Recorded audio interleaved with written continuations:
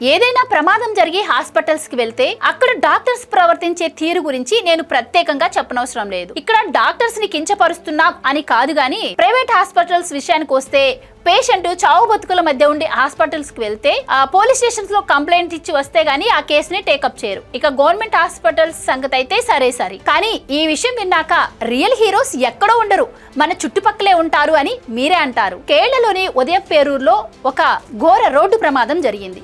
అక్కడ చాలా మంది గాయపడ్డారు. కానీ ఒక వ్యక్తి పరిస్థితి మాత్రం చాలా సీరియస్ గా ఉంది. అతనికి ఆక్సిజన్ అందక చావుకి అతి సమీపంలో ఉన్నాడు. అదే సమయంలో అటు సైడ్ గా ముగ్గురు డాక్టర్స్ వెళ్తూ అక్కడ సిచ్యువేషన్స్ చూసి ఆగారు. అక్కడ సీరియస్ గా ఉన్నటువంటి వ్యక్తిని చూసి అంబులెన్స్ వచ్చే వరకు వెయిట్ చేస్తే అతని ప్రాణాలకు ప్రమాదం అని చెప్పి ఇక్కడే ఆపరేషన్ చేయాలి అని చెప్పి డిసైడ్ అయ్యారు. రోడ్డునే ఆపరేషన్ థియేటర్ గా మార్చేశారు.